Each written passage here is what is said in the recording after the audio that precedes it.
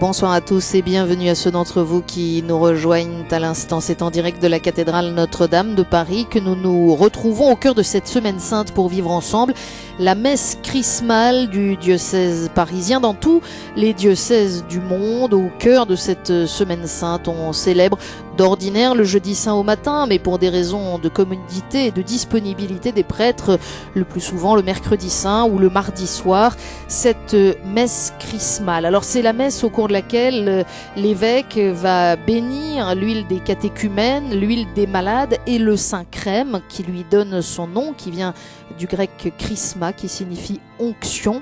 Le saint crème qui est l'objet d'une consécration spéciale et qui sera utilisé dans les sacrements, qui imprime un caractère définitif, qui marque une étape définitive. Et puis cette messe chrismale, elle manifeste l'unité de toute l'église diocésaine autour de son évêque et à la suite du Christ. C'est la raison pour laquelle sont invités à cette messe chrismale, autant qu'ils le peuvent, tous les prêtres dans chaque diocèse, mais aussi tous les diacres. Et d'ailleurs, il y a, outre la bénédiction des huiles et la consécration du saint crème, un autre moment particulier de la liturgie de cette messe chrismale qui est la rénovation des promesses sacerdotales. L'évêque tout à l'heure invitera les prêtres à renouveler les promesses prises au moment de leur ordination, engagement de service dans l'obéissance auprès de leur évêque. Ils vont manifester ainsi leur volonté de suivre le Christ et de poursuivre leur mission dans l'Église. Alors il y aura les évêques auxiliaires du diocèse qui vont renouveler leurs promesses, mais aussi les prêtres du diocèse, très nombreux, vous le voyez, et encore les diacres à leur tour. Et puis, petite singularité parisienne, les communautés de religieuses contemplatives sont aussi particulièrement invitées à cette messe. Leurs supérieures sont présentes ce soir dans la cathédrale, car il est de tradition dans le diocèse de Paris que lors de cette messe chrismale, l'archevêque reprenne les registres sur lesquels étaient inscrits les noms des catéchumènes, ces adultes qui se préparent à recevoir le baptême au cours de la vigile pascale dans tout le diocèse et pour lequel ces communautés contemplatives ont prié depuis de longues semaines. Et en échange, si l'on peut dire, l'archevêque remettra à ces communautés des registres sur lesquels sont inscrits les noms des ordinants, de ces jeunes hommes qui sont appelés à recevoir l'ordination à la fin du mois de juin prochain. Et c'est donc une invitation à la prière pour ces communautés contemplatives, mais c'est aussi par leur présence dans la cathédrale au cours de cette messe chrismale une manière de manifester que leurs prières portent l'entière communauté diocésaine et qu'elles sont, quoique la plupart du temps invisibles, étroitement associées à la vie de l'Église du diocèse.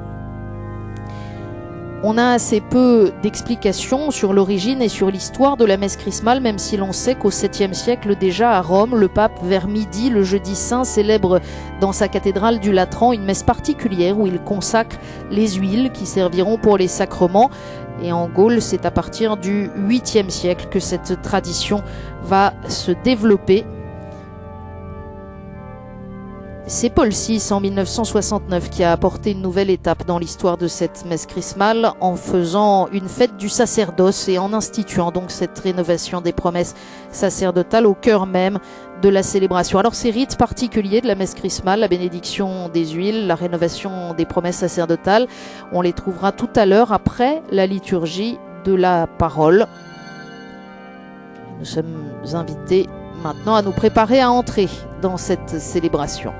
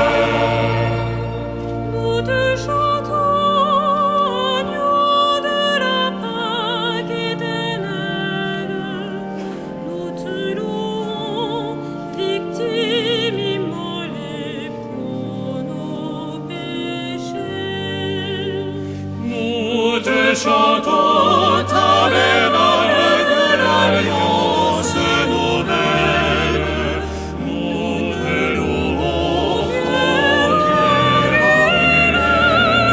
rocher d'Israël.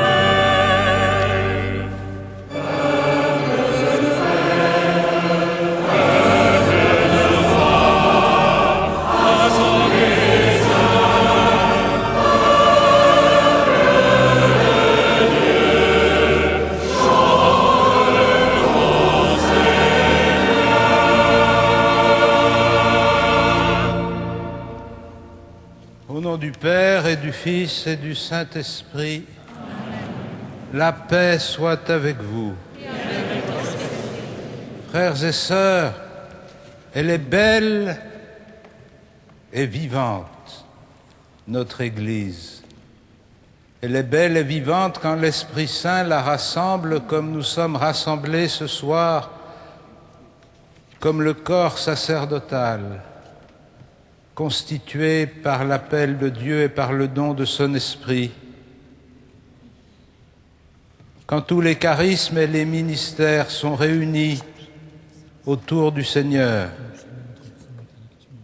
qui structure et organise ce corps et lui insuffle son dynamisme et sa vie. C'est une grande joie pour moi d'être avec vous ce soir et de célébrer la vie du Seigneur qui nous est donnée par les sacrements.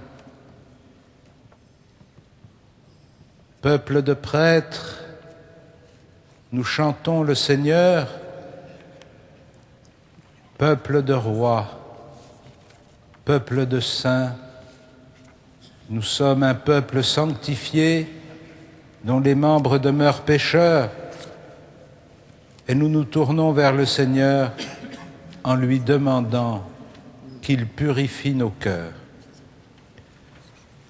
Je confesse à Dieu Tout-Puissant, je reconnais devant mes frères que j'ai péché en pensée, parole, par action et par omission. Oui, j'ai péché.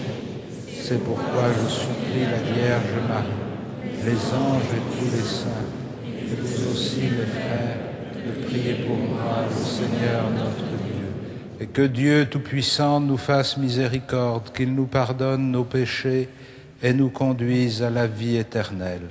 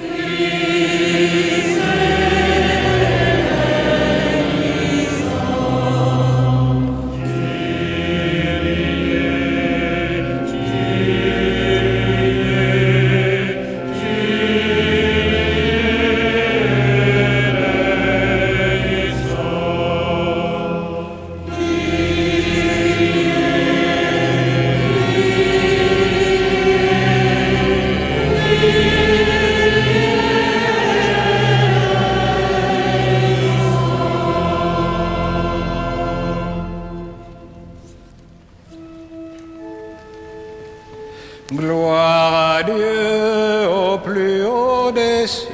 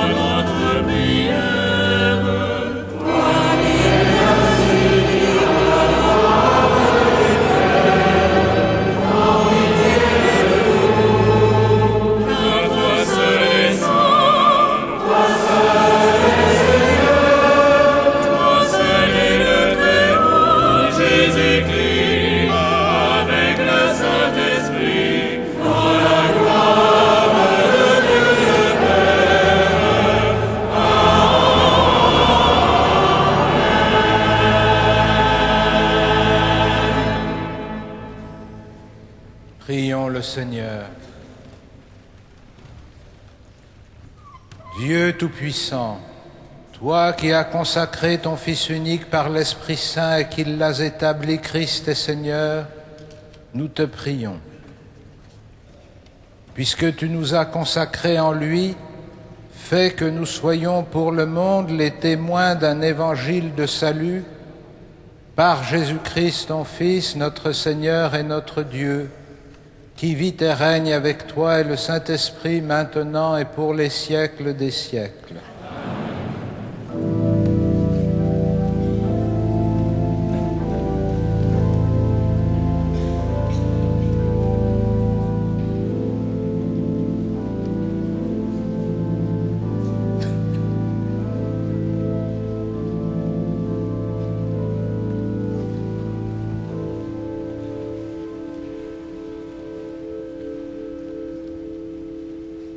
Lecture du livre d'Isaïe. L'Esprit du Seigneur est sur moi, parce que le Seigneur m'a consacré par l'onction.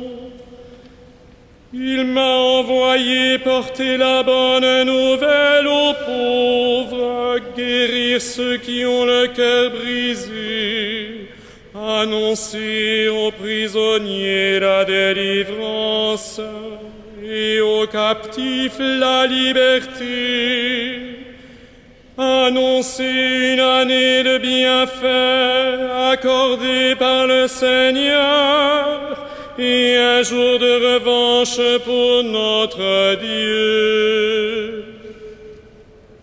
Alors tous ceux qui pleurent, je les consolerai. Au lieu de la cendre de pénitence, je mettrai sur leur tête le diadème. Ils étaient en deuil, je les parfumerai avec l'huile de joie. Ils étaient dans le désespoir, je leur donnerai des habits de fête. Et vous, vous serez appelés les prêtres du Seigneur. On vous nommera les serviteurs de notre Dieu. Je vous donnerai fidèlement la récompense. Et je conclurai avec vous une alliance éternelle.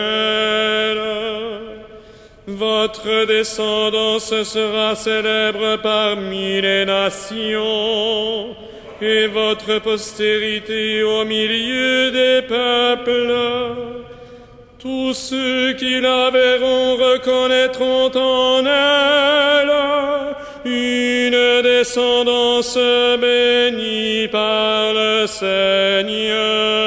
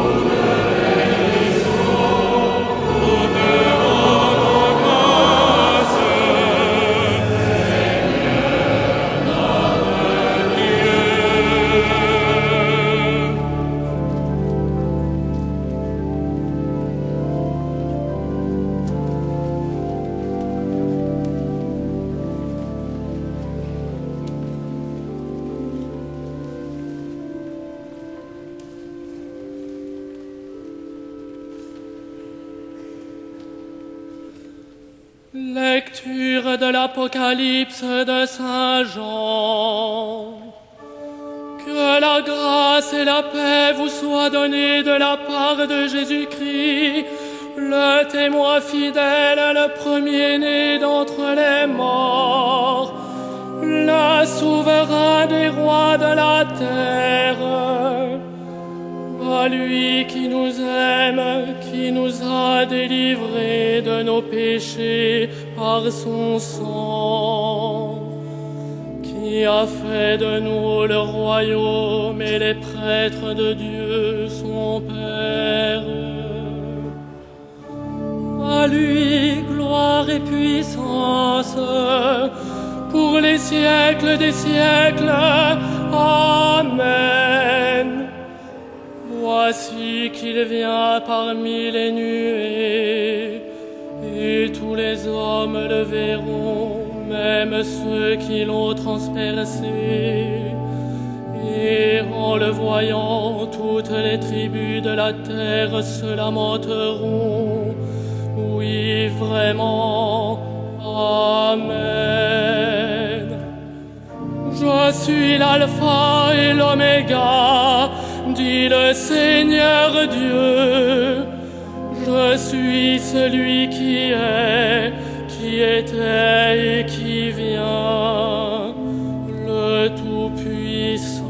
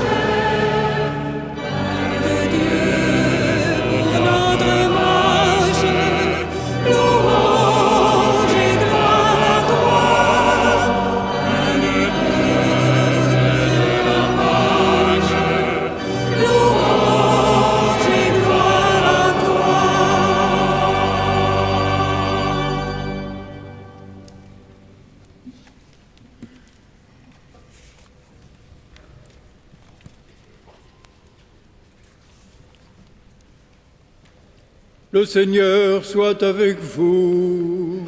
Et avec votre esprit. Évangile de Jésus-Christ selon saint Luc. Gloire à toi, Seigneur.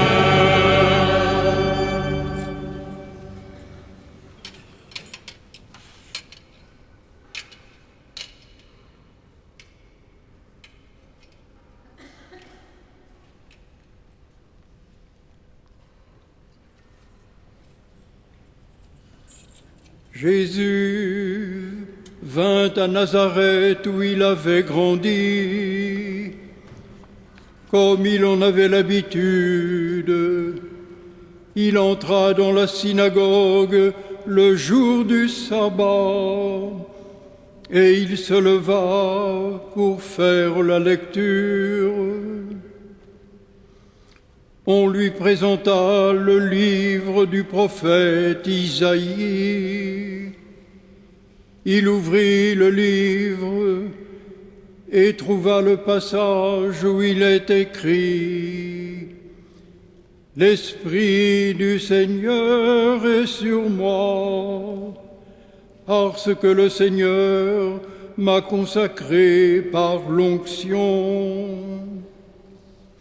Il m'a envoyé porter la bonne nouvelle aux pauvres, annoncer aux prisonniers qu'ils sont libres et aux aveugles qu'ils verront la lumière, apporter aux opprimés la libération, annoncer une année de bienfaits accordée par le Seigneur. Jésus referma le livre, le rendit au servant et s'assit. Tous dans la synagogue avaient les yeux fixés sur lui. Alors il se mit à leur dire: cette parole de l'Écriture que vous venez d'entendre, c'est aujourd'hui qu'elle s'accomplit.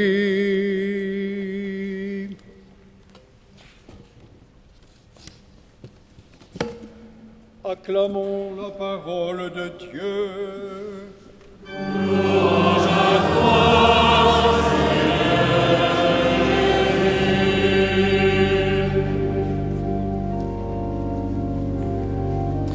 en direct de la cathédrale Notre-Dame de Paris, où le cardinal archevêque Monseigneur André XXIII célèbre ce soir la messe chrismale. Nous écoutons maintenant son homélie.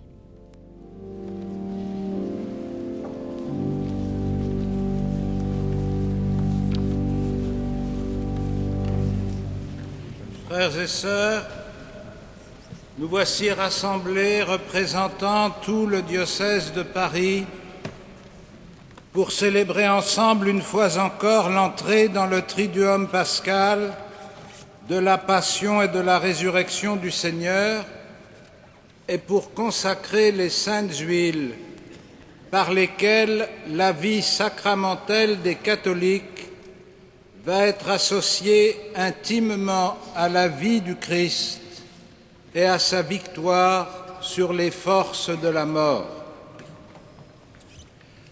Par la sainte onction du baptême et de la confirmation, ma vie a été changée, comme le seront celle des 313 adultes et plus de 100 collégiens qui seront baptisés à Paris au cours de ces fêtes pascales. Certes, nous continuons à mener la vie de tout un chacun, mais cette vie n'est plus seulement la vie transitoire que nous connaissons tous, elle est la vie du Christ ressuscité, par laquelle nous avons été engendrés à une nouvelle existence qui ne finira pas. Et de même, les prêtres et les évêques qui ont été marqués par l'onction du Saint-Crème connaissent une vie profondément transformée. Ils sont conformés au Christ pasteur et appelés à se donner, à se livrer chaque jour pour son Église au service de l'humanité. Baptisés, confirmés, ordonnés, nous pouvons dire avec Paul: ce n'est plus moi qui vis, c'est le Christ qui vit en moi. Car ma vie présente dans la chair, je la vis dans la foi au Fils de Dieu qui m'a aimé et s'est livré pour moi. Cette nouvelle vie que nous avons reçue change notre manière de voir et de comprendre, et le monde et nos frères en humanité. Au cœur de chaque situation de cette existence que nous partageons avec tous, l'amour que Dieu porte aux hommes se fraye un chemin à travers nos libertés par notre résolution et notre capacité à aimer ce monde et nos frères. Tout ce que la mort marque d'une façon irrémédiable, nous l'éprouvons aussi, mais nous y voyons une annonce de la résurrection finale à laquelle nous sommes tous appelés. Là où l'écoulement des jours et des événements provoque chez beaucoup l'anxiété du lendemain ou la crainte de perdre le peu qu'ils ont, nous apprenons à reconnaître que notre véritable richesse n'est pas dans les biens de ce monde, mais dans l'amour qui nous soutient et qui nous anime. C'est la source unique de notre sérénité et de notre véritable joie tout au long de notre vie. Cette vie nouvelle, vous le savez, nous n'en sommes ni la source ni les artisans. Nous la recevons et nous la recevons dans la communion de l'Église par la force des sacrements. C'est pourquoi le ministère ordonné des évêques, des prêtres et des diacres tient une place unique dans la vie de notre Église, et c'est pourquoi il est vital pour elle de pourvoir à ces ministères en appelant avec persévérance des hommes à en accepter la charge. L'année du prêtre que nous sommes en train de vivre dans le diocèse de Paris, avant que Benoît XVI n'en ait promulgué une pour le monde entier, permet à chaque communauté de notre grande ville de réfléchir à cette place du ministère ordonné. Elle doit permettre aussi à des jeunes plus nombreux, je l'espère, de répondre à l'appel pour devenir prêtre diocésain dans cette Église avec ses grandeurs et ses faiblesses. Ces derniers mois, la vie de notre Église a été tourmentée, c'est le moins que l'on puisse dire. Elle a été tourmentée par des événements, elle a été tourmentée par des échos sur les événements, elle a été tourmentée par les assauts lancés contre elle, et spécialement contre notre pape Benoît XVI.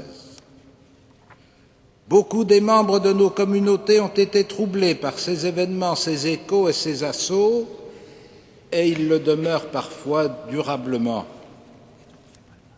Il n'est pas si facile de garder la clarté et l'équilibre de son jugement devant des campagnes d'opinion et des vagues de médiatisation. Et je suis d'autant plus reconnaissant à celles et à ceux, et particulièrement aux prêtres, qui ne se sont pas laissés entraîner par ce tourbillon médiatique et qui ont cherché de véritables informations avant de s'emporter généreusement. Ils ont ainsi évité de faire chorus avec les professionnels de l'autoflagellation qui prétendent sauver l'Église en la déchirant. Et que dire des fins politiques qui crient avec les loups sans prendre la peine de vérifier ce sur quoi ils parlent, mais qui estiment opportun de se placer médiatiquement dans une supposée pensée correcte. Avec les évêques de France réunis en assemblée plénière à Lourdes la semaine dernière, j'ai exprimé des observations sur les dysfonctionnements qui se sont produits. J'avais eu l'opportunité de dire ces observations au pape lui-même, en même temps que je lui renouvelais l'expression de notre attachement et de notre confiance. À moins d'un an de son magnifique voyage apostolique parmi nous, en cette cathédrale où il nous a parlé, je lui dis à nouveau la profonde communion des catholiques de Paris, et je sais que Monseigneur le Nonce, qui nous fait l'amitié d'être avec nous ce soir, transmettra fidèlement ce message. Mais peut-être finalement que cette crise nous permet aussi de faire apparaître des enjeux habituellement moins visibles. L'Église n'est pas un parti politique, elle n'est pas une organisation non gouvernementale, elle n'est pas un supermarché qui distribue des primes à droite et à gauche, elle n'est surtout pas la caution morale et religieuse des mœurs de notre société, qu'il s'agisse d'un système financier en déroute ou d'une mythologie pansexuelle sans aucune régulation de la raison. Peut-être aussi faut-il comprendre que notre société, qui se dit affranchie de toute norme, cherche toujours une approbation morale de ses comportements et qu'elle la cherche près de nous. À nous d'entendre cet appel implicite pour proposer avec patience et douceur le chemin de la vérité et de la liberté, plutôt que de nous isoler ou de gommer notre identité chrétienne. L'Église est un peuple choisi pour manifester l'amour et l'ambition de Dieu pour les hommes qu'il a créés. Il peut arriver que cette expression de l'amour de Dieu soit trop généreuse pour nos cœurs étroits. Il peut arriver que l'ambition de Dieu nous paraisse démesurée au regard de nos forces, mais si nous nous taisions, ce sont les pierres du chemin qui crieraient. Cette Église en mission permanente, c'est l'Église dont nous vivons, c'est l'Église à laquelle nous sommes intégrés, c'est l'Église que nous devons faire vivre, c'est l'Église que nous aimons. Depuis plus d'un demi-siècle, notre Église parisienne est appelée à la mission. Avec le cardinal Suard, la prise de conscience de la déchristianisation galopante a été le nouveau point de départ d'un envoi en mission, des prêtres d'abord avec la mission de Paris, puis des laïcs de plus en plus étroitement associés à cette mission. Dans le dernier quart de siècle, le développement de la communication moderne a donné plus d'impact aux grands événements qui ont jalonné la vie de notre Église, comme les Journées mondiales de la jeunesse de 1997, Paris Toussaint 2004 ou plus récemment encore la visite du pape Benoît XVI. Mais nous ne nourrissons aucune illusion. Les succès médiatiques ne seraient rien sans le travail en profondeur qui nourrit leur assise par l'implication du plus grand nombre. On ne vit pas la foi dans la virtualité médiatique, on ne témoigne pas de l'Évangile par procuration. C'est pourquoi, tout au long des 25 dernières années, le diocèse de Paris a été engagé dans un travail en profondeur, travail de formation des laïcs, travail de réflexion et d'initiative apostolique. La marche de l'Évangile, comme les sessions synodales, ont été un investissement collectif qui a porté ses fruits. C'est dans la continuité de ce travail de fond que j'ai situé nos objectifs missionnaires en décembre 2005. Depuis lors, avec les visites pastorales, chaque paroisse s'est investie davantage dans le discernement sur ses objectifs et ses moyens. Cette année, 2008-2009, les assises diocésaines pour la mission ont permis de faire le point sur ce dynamisme de l'Évangile dans la vie de notre Église. Les attentes et les disponibilités sont plus clairement apparues et en ce moment même, nous récoltons les résultats de cette réflexion commune pour proposer les objectifs des années à venir.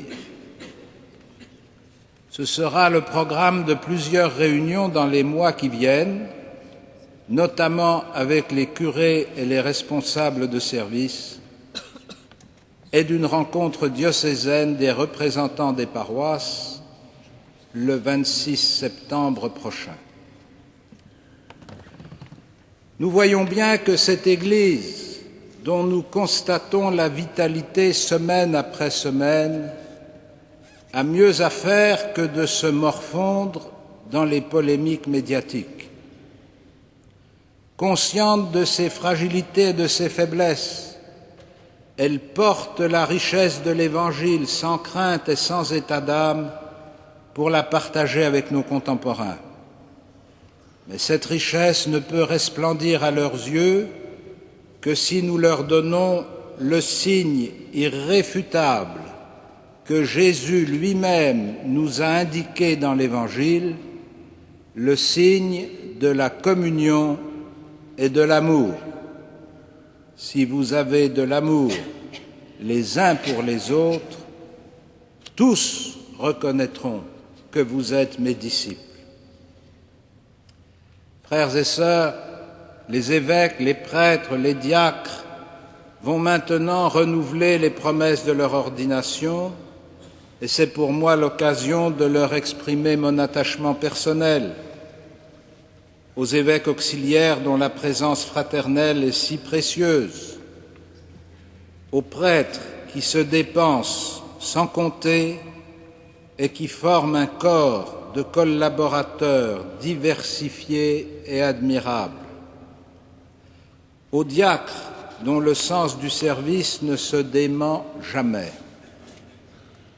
À chacun d'entre eux et à tous, je veux redire mon affection profonde et ma gratitude pour le soutien que je trouve dans leur ministère et la joie qu'ils me donnent chaque jour.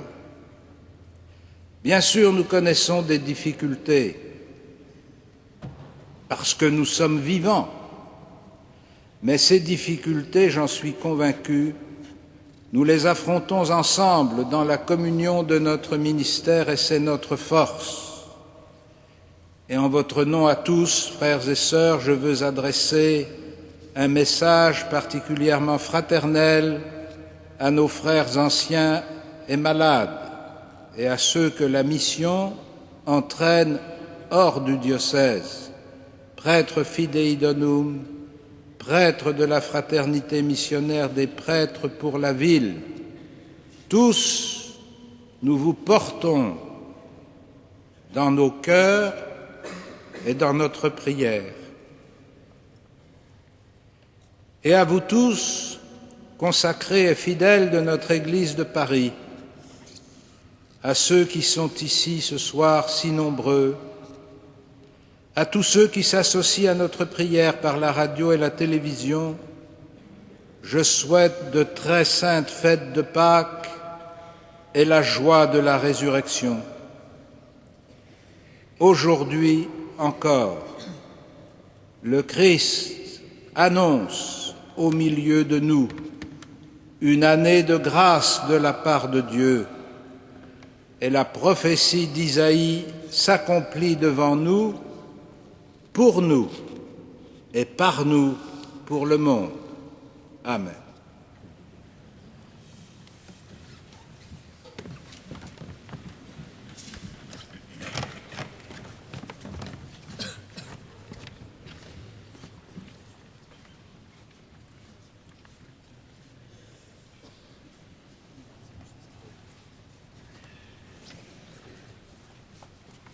Frères et sœurs, je vais maintenant recevoir de la part des sœurs qui représentent les communautés contemplatives du diocèse les registres qu'elles ont reçus au cours de l'appel décisif des catéchumènes et qui contiennent les noms de celles et de ceux qui doivent être baptisés au cours de la vigile pascale.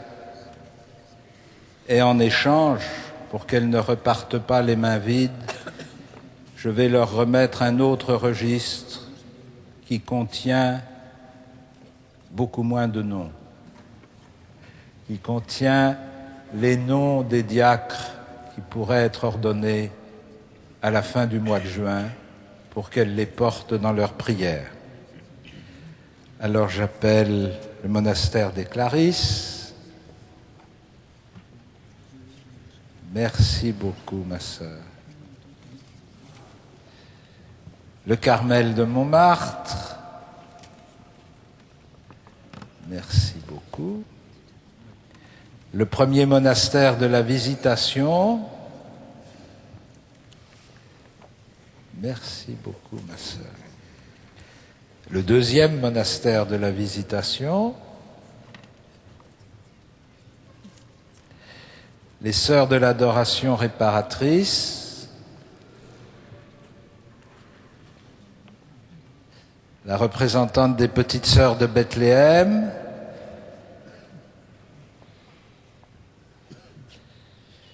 les fraternités monastiques de Jérusalem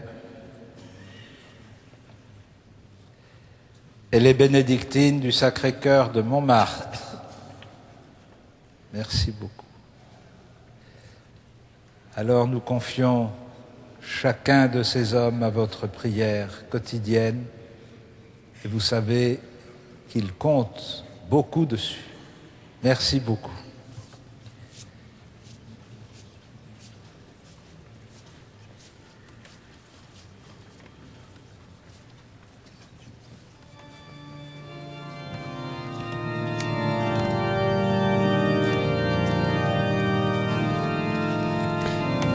Dans les rites propres à cette messe chrismale, après cette tradition parisienne de la remise des registres aux communautés religieuses, nous arrivons maintenant au moment de la bénédiction des huiles.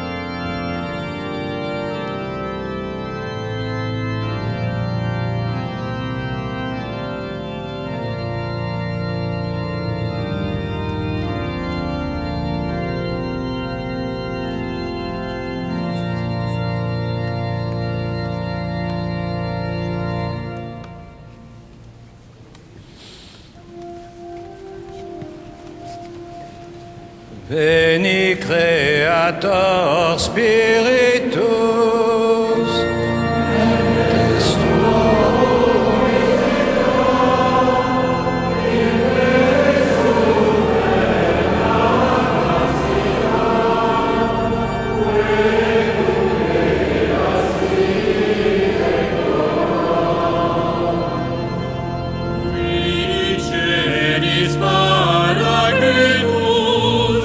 Altissimi donum Dei,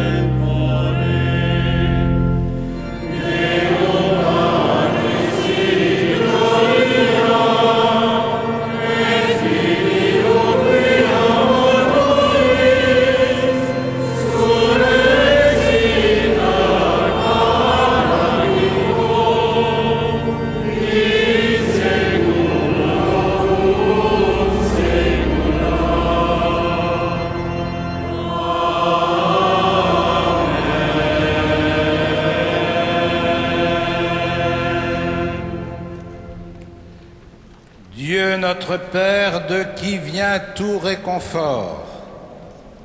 Par ton Fils, tu as voulu guérir toutes nos faiblesses et nos maladies. Sois attentif à la prière de notre foi. Envoie du ciel ton Esprit consolateur sur cette huile que ta création nous procure pour rendre vigueur à nos corps. Qu'elle devienne par ta bénédiction l'huile sainte que nous recevons de toi pour soulager le corps, l'âme et l'esprit des malades qui en recevront l'onction, pour chasser toute douleur, toute maladie, toute souffrance physique et morale. Que cette huile devienne ainsi l'instrument dont tu te sers pour nous donner ta grâce. Souviens-toi, Seigneur, de ton amour. Souviens-toi, Seigneur.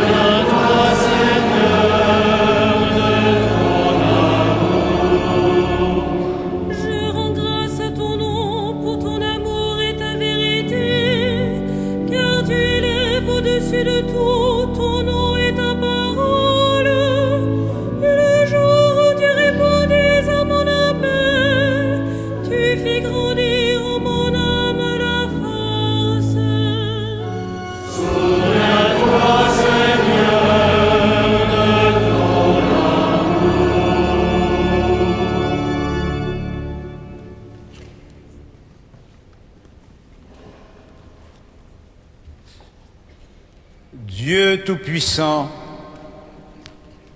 tu es la force de ton peuple. Tu veilles sur lui et tu as créé l'huile, symbole de vigueur. Daigne bénir cette huile, accorde ta force aux catéchumènes qui en seront marqués, recevant de toi intelligence et énergie. Ils comprendront plus profondément la bonne nouvelle et s'engageront de grand cœur dans les luttes de la vie chrétienne. Rendus capables de devenir tes fils, ils seront heureux de naître à nouveau et de vivre dans ton Église. Souviens-toi, Seigneur, de ton amour. Souviens-toi, Seigneur, de ton amour. Oui, elle est droite la parole du Seigneur. Il est fidèle en tout ce qu'il fait. Il aime le bon droit et la justice. La terre est remplie de son amour. Souviens-toi,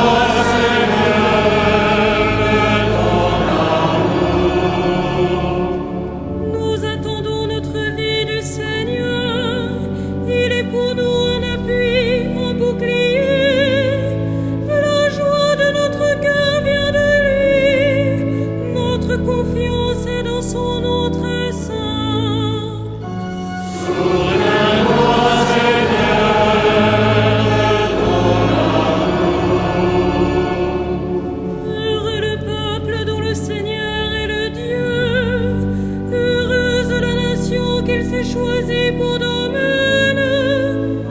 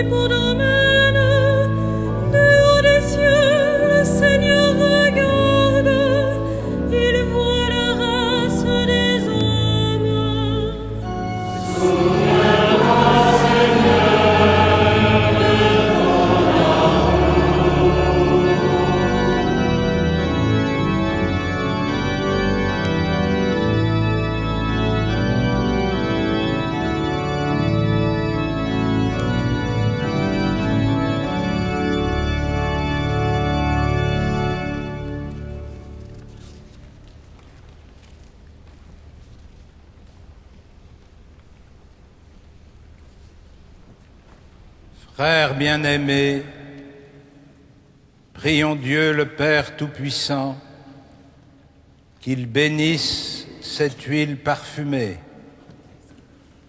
qu'il la sanctifie afin que ceux qui en recevront l'onction en soient pénétrés au plus profond d'eux-mêmes et rendus capables d'obtenir le salut.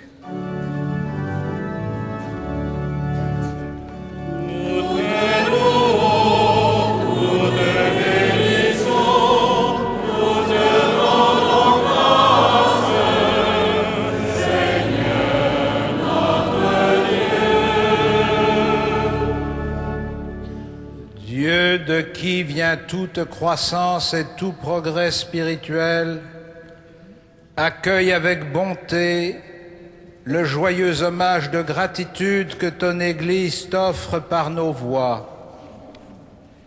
C'est toi qui, au commencement, as voulu que la terre produise toute plante et tout arbre, dont les fruits allaient procurer l'huile qui servirait à faire le Saint-Crème.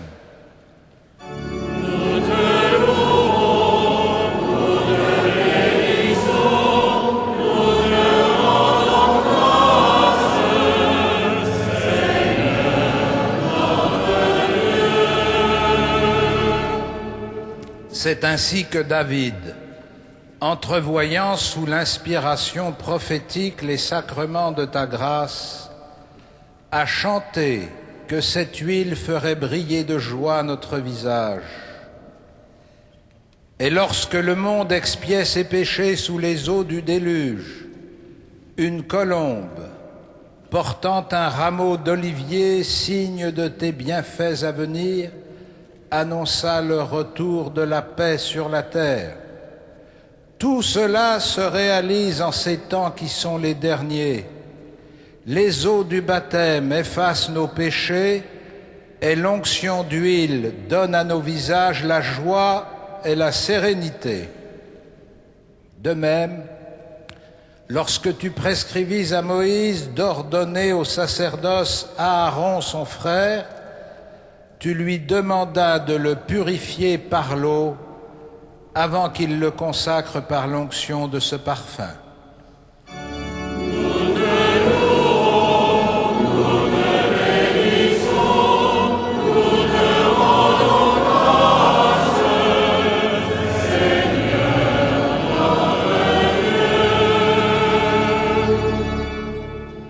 Mais il y eut plus encore. Lorsque ton Fils Jésus-Christ, notre Seigneur, exigea d'être baptisé par Jean dans les eaux du Jourdain, alors le Saint-Esprit fut envoyé sur lui à la ressemblance d'une colombe, et tu affirmas par la voix qui se fit entendre que Jésus est ton Fils unique en qui tu as mis tout ton amour. Tu montrais ainsi d'une manière éclatante que se réalisait la prophétie de David, il sera consacré d'une huile d'allégresse au-dessus de tous ses compagnons.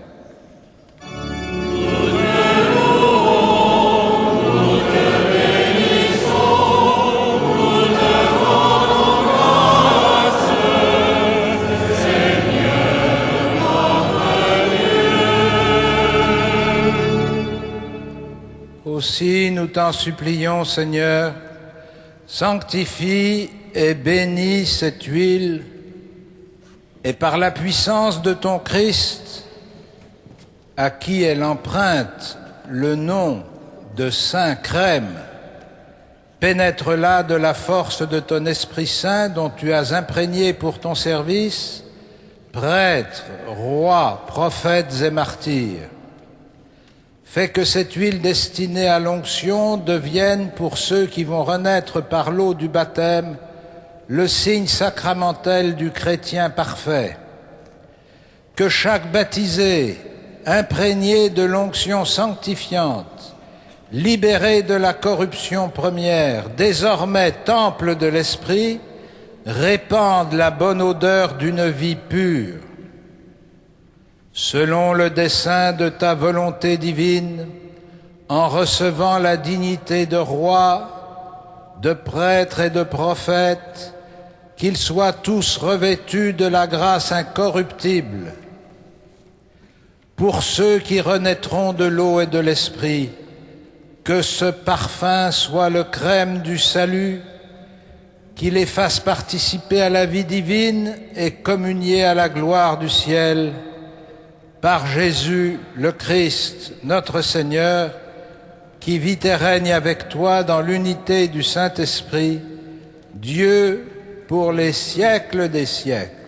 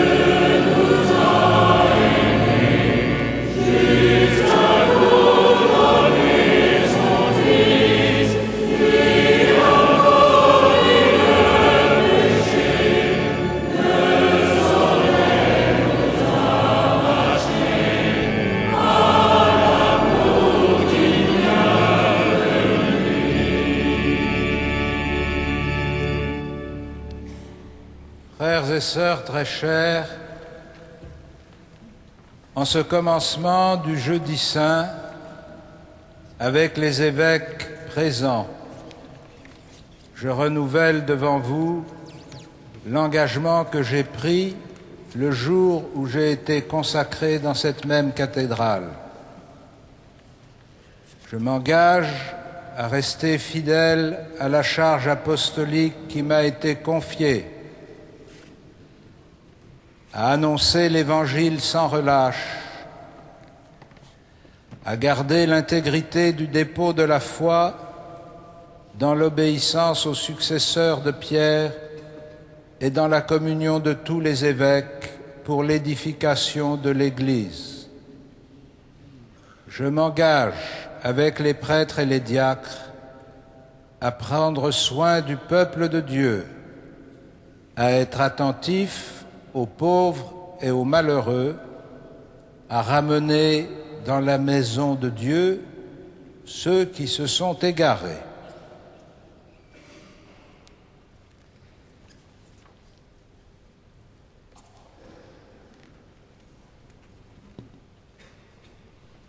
Devant vous, prêtres, diacres, fidèles du diocèse de Paris, moi, Michel Paulien, je renouvelle mon engagement à suivre le Christ et à servir son Église dans l'accomplissement de la charge apostolique.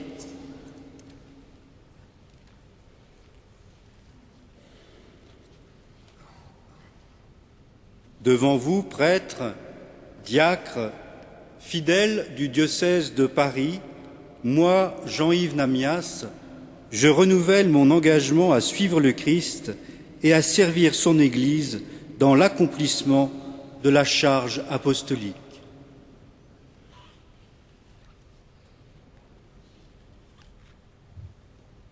Devant vous, prêtres, diacres, fidèles du diocèse de Paris, moi, Jérôme Beau, je renouvelle mon engagement à suivre le Christ et à servir son Église dans l'accomplissement de la charge apostolique.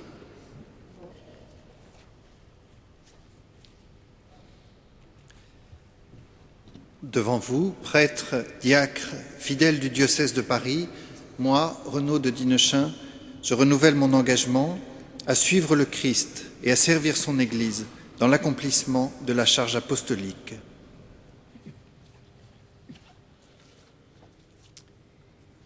Devant vous, prêtres, diacres, fidèles du diocèse de Paris, moi, Éric de Moulin-Beaufort, je renouvelle mon engagement à suivre le Christ et à servir son Église dans l'accomplissement de la charge apostolique. Et maintenant, vous les prêtres, fils très chers, en cet anniversaire du jour où le Christ fit partager son sacerdoce à ses apôtres et à chacun d'entre nous, voulez-vous, devant votre évêque et le peuple de Dieu réunis, renouveler les engagements que vous avez pris? Oui, je veux. Au jour de notre ordination sacerdotale, par amour du Christ et pour le service de son Église, nous avons reçu la charge du ministère qui nous était confié. Voulez-vous vivre toujours plus unis au Seigneur Jésus et chercher à lui ressembler en renonçant à vous-même et en restant fidèles aux engagements attachés à notre mission dans l'Église? Oui, je veux. Nous devons être les fidèles intendants des mystères de Dieu par l'annonce de la parole, par l'Eucharistie et les autres célébrations liturgiques. Voulez-vous, à la suite du Christ, notre chef et notre pasteur, accomplir ce ministère avec désintéressement et charité? Oui, je veux. Et vous qui avez été ordonnés diacres, renouvelez maintenant votre propre engagement.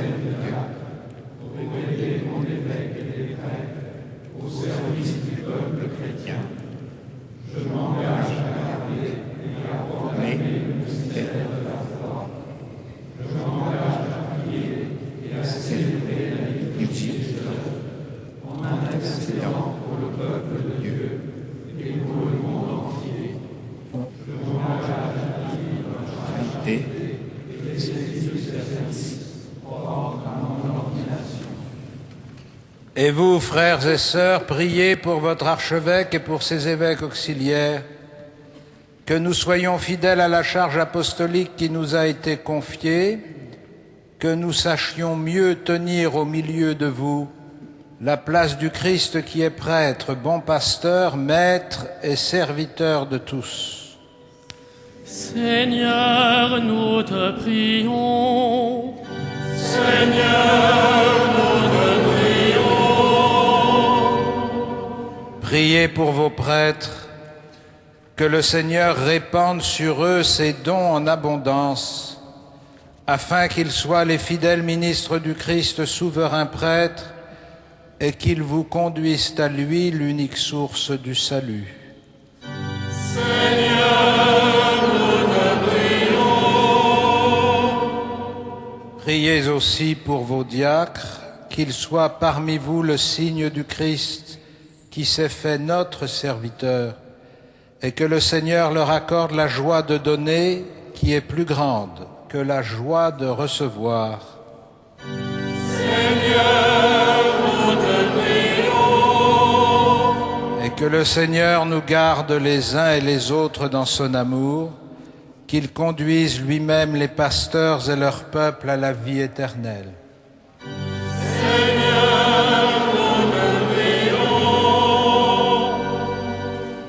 Évidemment, nous portons particulièrement ce soir dans notre prière les populations sinistrées des Abruzzes après le tremblement de terre et nous intercédons pour elles, qu'ils trouvent autour d'eux une solidarité active pour leur permettre de reprendre cœur et de retrouver une vie normale.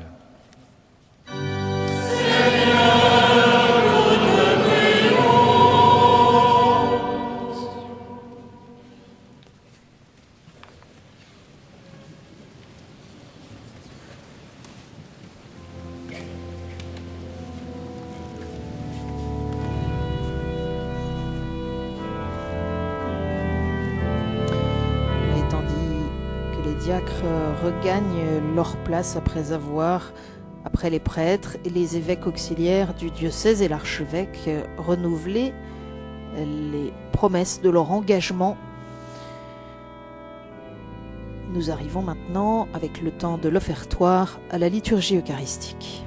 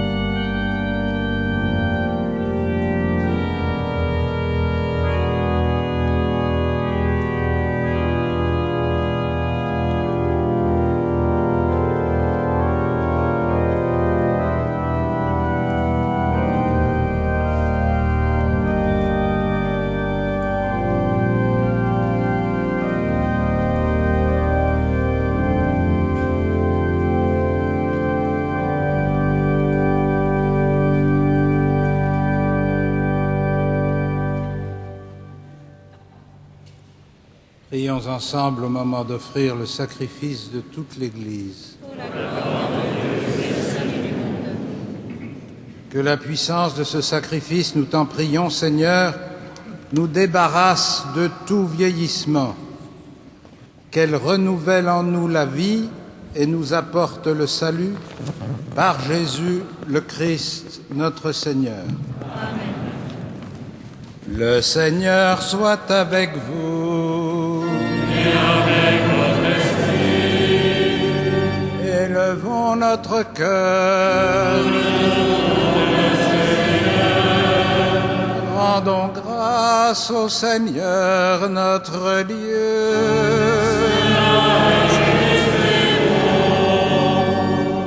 Vraiment, il est juste et bon de te rendre gloire, de t'offrir notre action de grâce toujours et en tout lieu. À toi, Père très saint, Dieu éternel et tout-puissant. Par l'onction de l'Esprit Saint, tu as établi ton Fils unique, prêtre de l'Alliance nouvelle et éternelle, et tu as voulu que son unique sacerdoce demeure vivant dans l'Église. C'est lui le Christ qui donne à tout le peuple racheté la dignité du sacerdoce royal. C'est lui qui choisit dans son amour pour ses frères ceux qui, recevant l'imposition des mains, auront part à son ministère. Ils offrent en son nom l'unique sacrifice du salut à la table du banquet pascal. Ils ont à se dévouer au service de ton peuple pour le nourrir de ta parole et le faire vivre de tes sacrements. Ils seront de vrais témoins de la foi et de la charité, prêts à donner leur vie comme le Christ pour leurs frères et pour toi. Voilà pourquoi, Seigneur, avec les anges et tous les saints, nous proclamons ta gloire en chantant.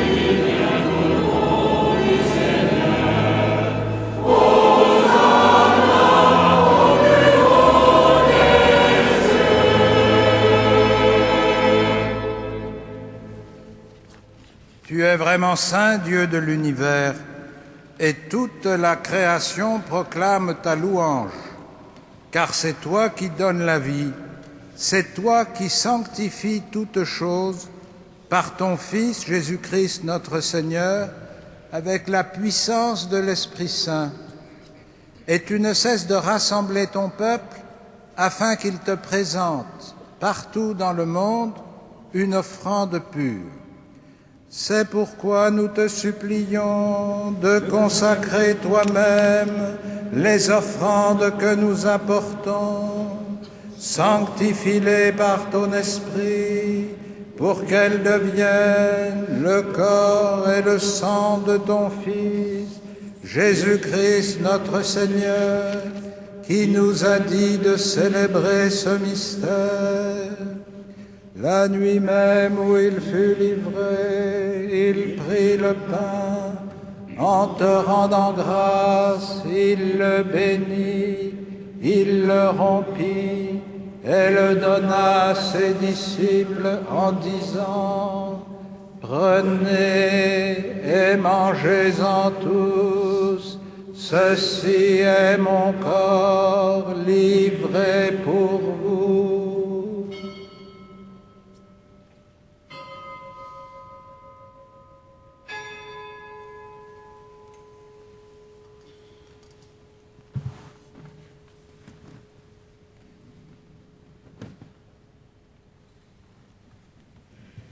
De même, à la fin du repas, il prit la coupe.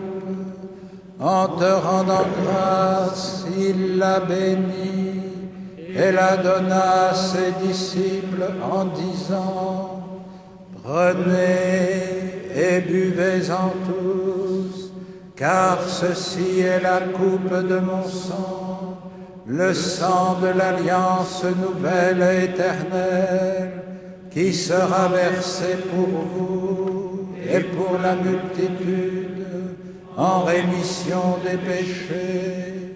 Vous ferez cela en mémoire de moi.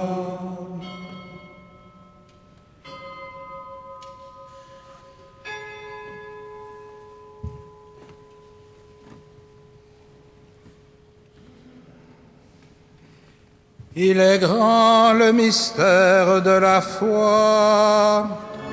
Nous proclamons ta mort, Seigneur Jésus. Nous célébrons ta résurrection. Nous attendons ta venue dans la gloire.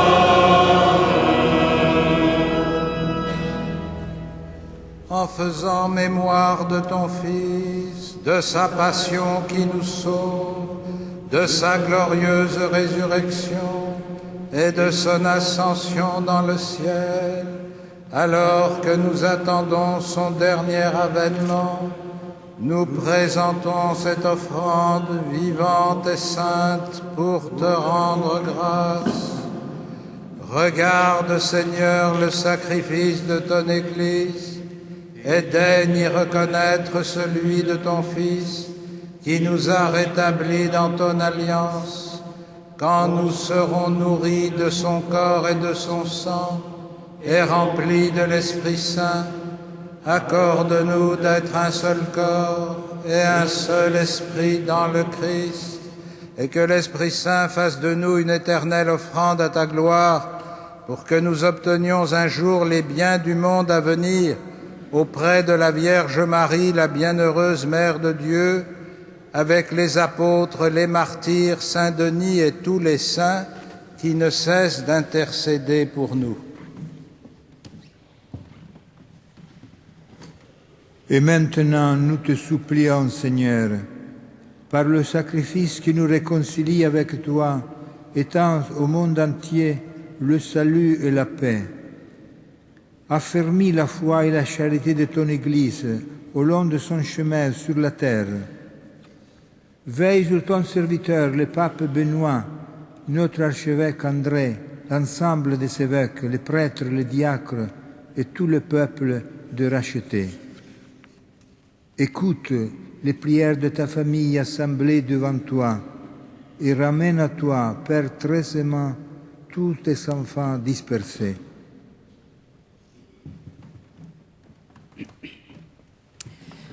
Pour nos frères défunts, pour les hommes qui ont quitté ce monde et dont tu connais la droiture, nous te prions.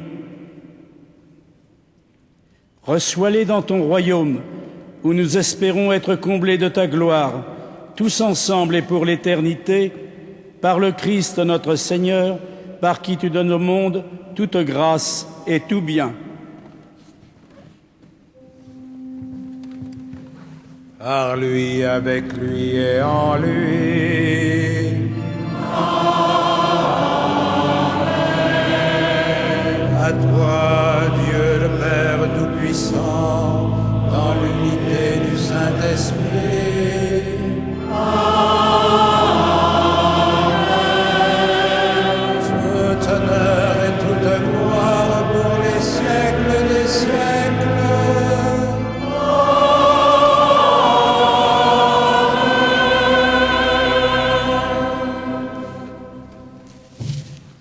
Unis dans le même esprit, nous pouvons dire avec confiance la prière que nous avons reçue du Sauveur.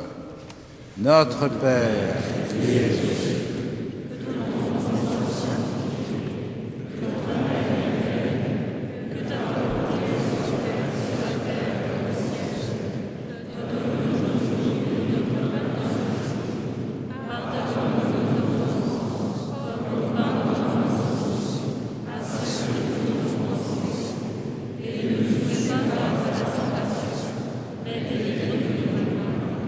Délivre-nous de tout mal, Seigneur, et donne la paix à notre temps. Par ta miséricorde, rends-nous libres du péché, rends-nous forts devant les épreuves, en cette vie où nous espérons le bonheur que tu promets et l'avènement de Jésus-Christ, notre Sauveur.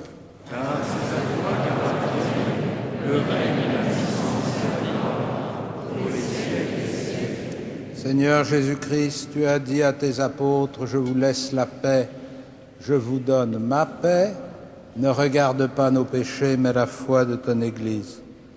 Pour que ta volonté s'accomplisse, donne-lui toujours cette paix et conduis-la vers l'unité parfaite, toi qui règnes pour les siècles des siècles. Amen. Que la paix du Seigneur soit toujours avec vous. Frères et sœurs, dans la charité du Christ, donnons-nous les uns aux autres un signe de sa paix.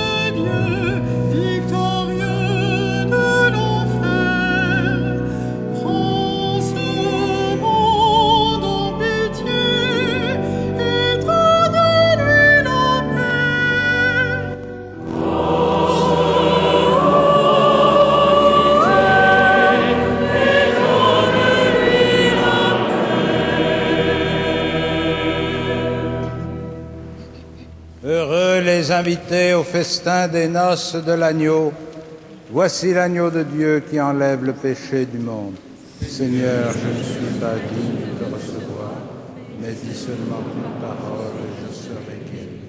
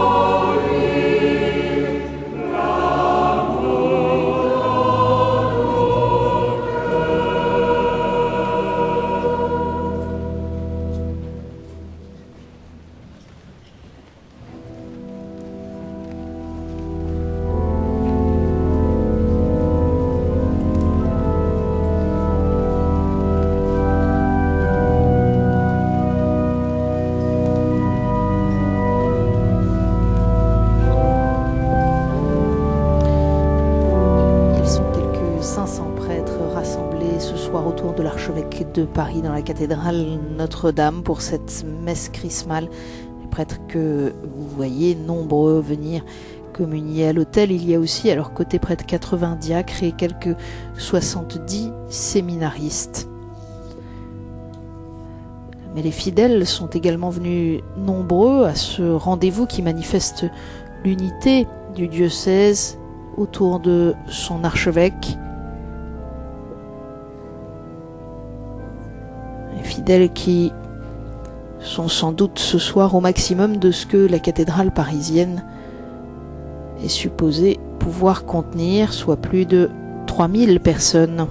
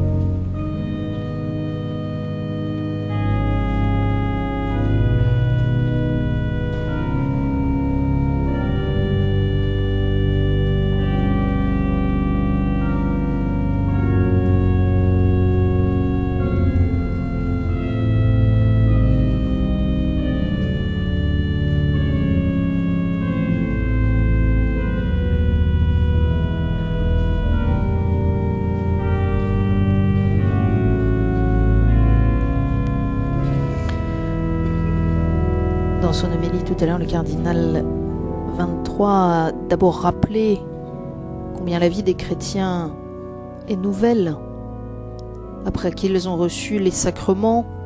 Ma vie a été changée, a-t-il dit. Baptisé, confirmé, ordonné, nous pouvons dire avec Paul, ce n'est plus moi qui vis, c'est le Christ qui vit en moi. Et cette nouvelle vie que nous avons reçue change notre manière de voir et de comprendre le monde et nos frères en humanité. Et le cardinal 23 d'ajouter, cette vie nouvelle, nous n'en sommes ni la source, ni les artisans, nous la recevons. Et nous la recevons dans la communion de l'Église par la force des sacrements. C'est pourquoi le ministère ordonné des évêques, des prêtres et des diacres tient une place unique dans la vie de notre Église. Et l'archevêque de Paris d'appeler avec force à ce que de jeunes hommes entendent l'appel au sacerdoce, en évoquant en particulier l'année du prêtre qui se vit depuis plusieurs mois déjà dans le diocèse parisien, qui se poursuivra puisque vous le savez, Benoît XVI a annoncé à partir du 19 juin prochain une année du prêtre pour toute l'Église. Et puis l'archevêque de Paris a évoqué aussi la tempête médiatique au moins qui a secoué l'Église ces derniers mois, une Église tourmentée par des événements, par les échos sur les événements et par les assauts lancés contre elle et spécialement contre notre pape Benoît XVI. Et derrière cette période mouvementée, cardinal 23 interroge, peut-être cette crise nous permet-elle de faire apparaître des enjeux habituellement moins visibles. Finalement, notre société qui se dit affranchie ne cherche-t-elle pas toujours une approbation morale de ses comportements? À nous, dit l'archevêque de Paris, d'entendre cet appel implicite pour proposer avec patience et douceur le chemin de la vérité et de la liberté, plutôt que de nous isoler ou de gommer notre identité chrétienne. Monseigneur 23 qui ajoute « Il peut arriver que l'ambition de Dieu nous paraisse démesurée au regard de nos forces, Mais si nous nous taisions, ce sont les pierres du chemin qui crieraient.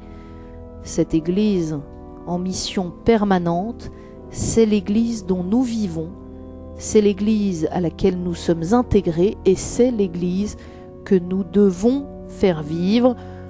L'archevêque de Paris qui a rappelé que l'Église parisienne en particulier est en mission depuis des décennies, depuis des siècles peut-être, et particulièrement ces temps-ci où depuis un an, l'archevêque a appelé à la tenue d'assises diocésaines pour la mission, afin de faire le point sur ce dynamisme de l'Évangile dans la vie de l'Église du diocèse au quotidien.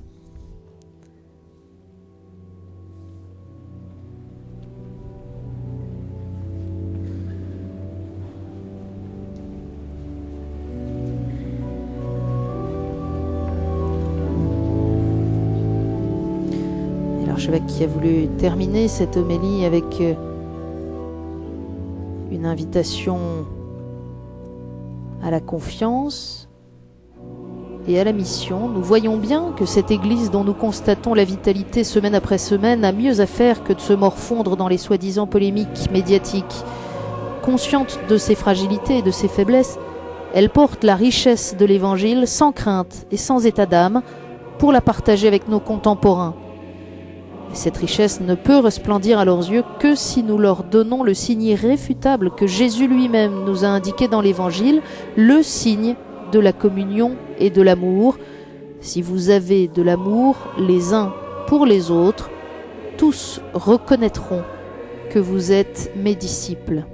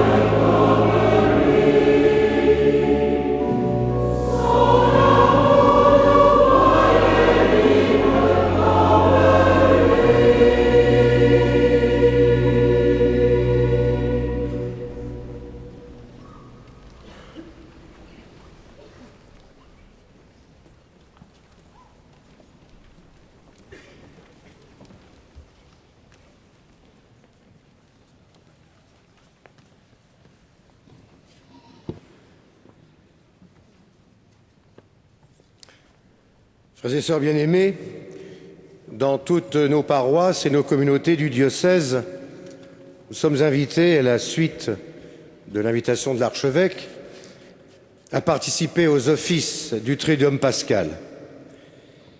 Renseignez-vous pour les horaires. Ici, à la cathédrale, l'archevêque viendra jeudi, demain, pour la Sainte Seine à 18h30, vendredi pour l'office de la Croix à 18h30 et samedi pour la veillée pascale à 21h. Les matins du jeudi, vendredi et samedi, nous avons à 9h l'office des ténèbres. Et bien sûr, tout le vendredi saint, la vénération de la Sainte Couronne d'Épines avec un chemin de croix à 15h et toute la journée, méditation au pied de la croix. Les horaires du dimanche de Pâques sont comme d'habitude, avec l'audition d'or qui recommence à 16h30. Lundi de Pâques, messe solennisée à midi et 18h15. Il me reste à redire au nom de l'archevêque que les prêtres, les diacres, leurs épouses, les séminaristes et les augustiniens sont invités à se retrouver au 1 rue Massillon à l'issue de cette célébration. Maintenant, nous pouvons nous lever pour terminer notre prière.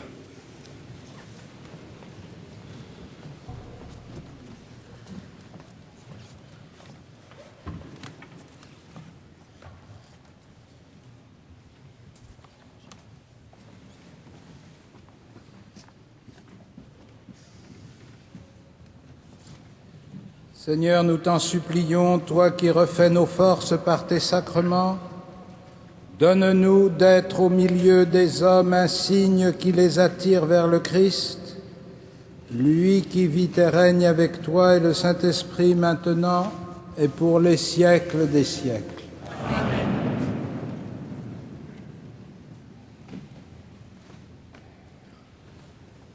Le Seigneur soit avec vous. Que Dieu Tout-Puissant vous bénisse, le Père, le Fils et le Saint-Esprit. Amen. Allez dans la paix du Christ.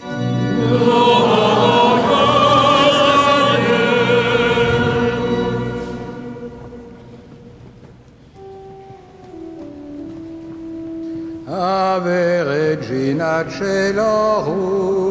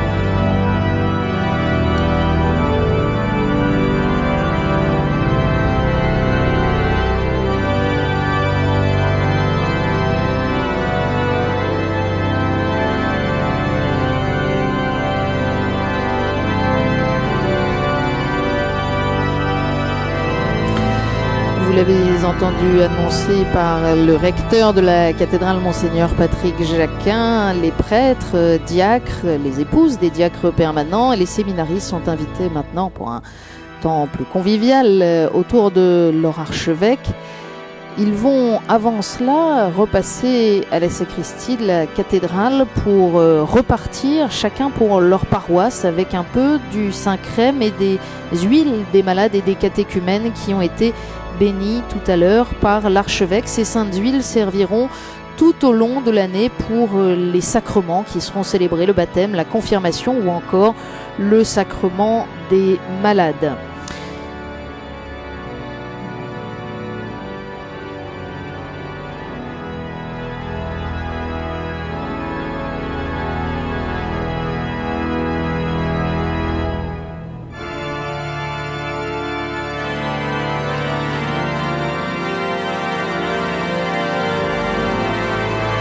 Évidemment, toujours aussi bien lors de cette messe chrismale que lors de la célébration des ordinations qui, elle aussi, rassemble une très grande partie du presbytérium, des images impressionnantes que l'on peut voir de toute cette communauté de prêtres